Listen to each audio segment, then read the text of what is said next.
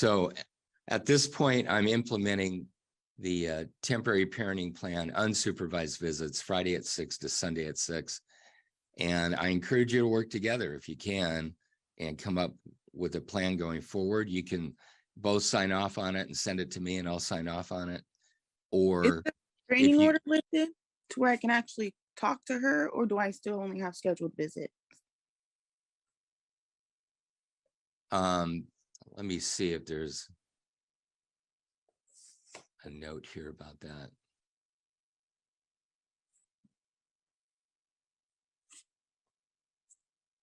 Do you have any objection to a telephone call, Mr. Miller?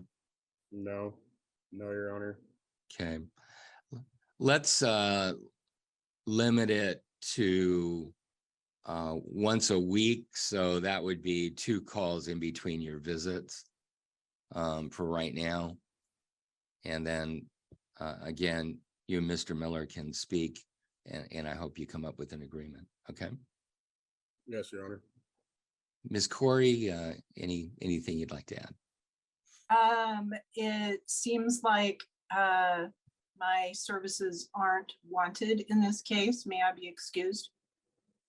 Yes, at this point you Her- can. Mr. Miller, you're still required to pay Ms. Corey I wanted for the her in time that it, she put in. if she don't mind. What's that? I still want her in it. My attorney hasn't responded to me or anything. I have no idea what's going on. All right. I don't know that I was going to set another review hearing here because I think either you're going to come to an agreement or you need to set it for a trial.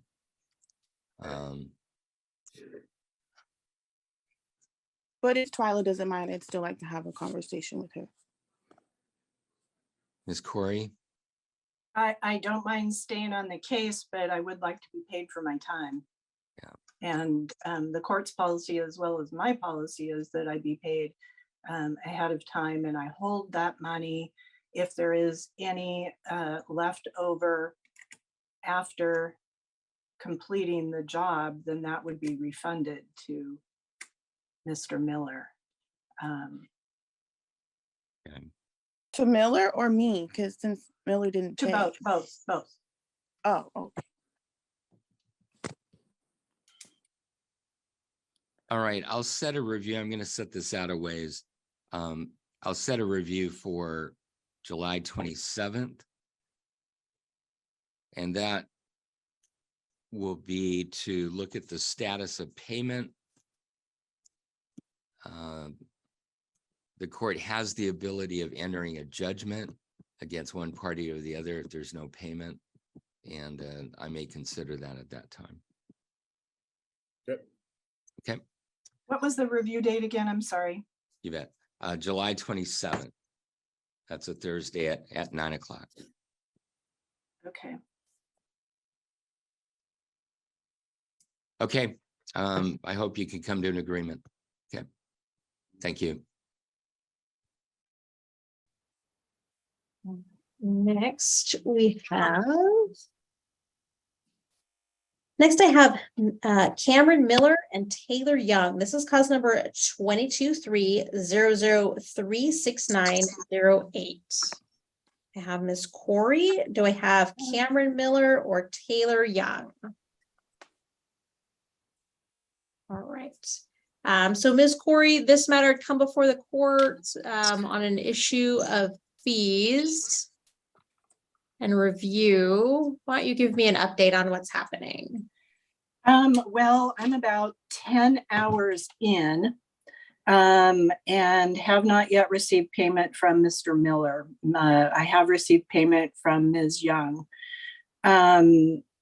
They indicated to me recently that they have come to an agreement on the parenting plan.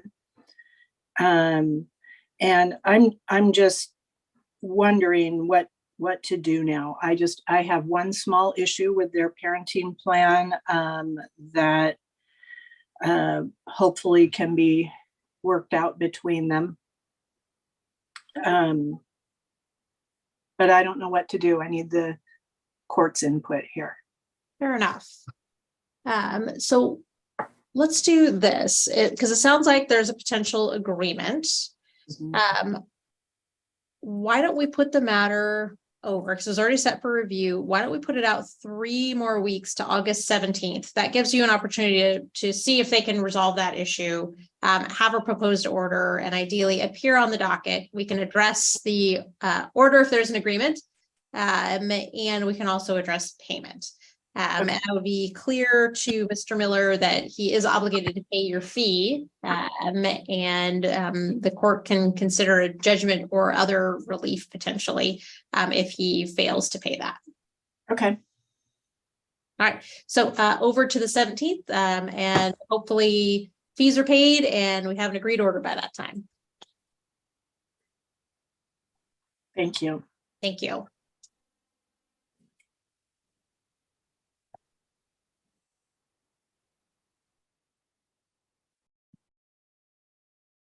All right. Next, I have the Miller and Young matter. This is 22-300-36908.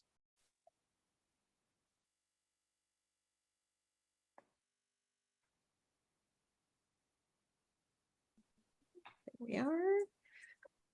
All right, and I have Ms. Corey, this matter on to review payment status.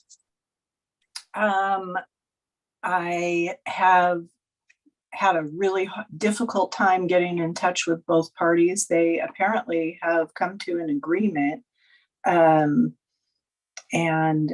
have not yet filed that with the court. And Mr.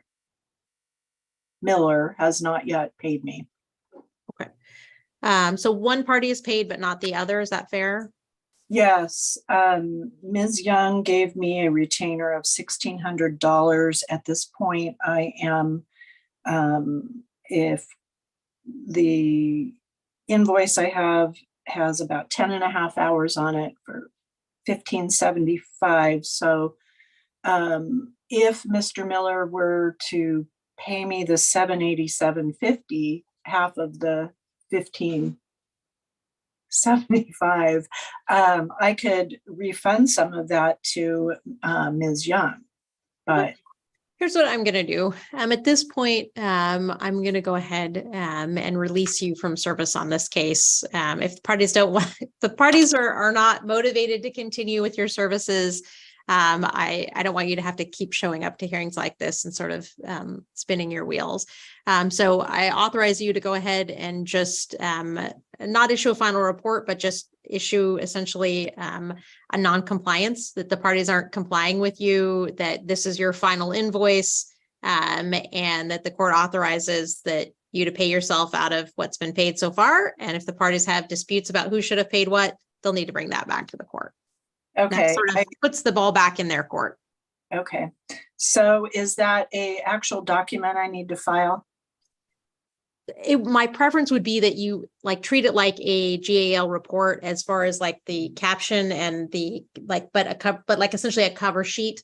And you can even just do it as a letter. That way, if it's a different judicial officer, they'll understand what happened. So Okay. just that the court's authorized you to withdraw.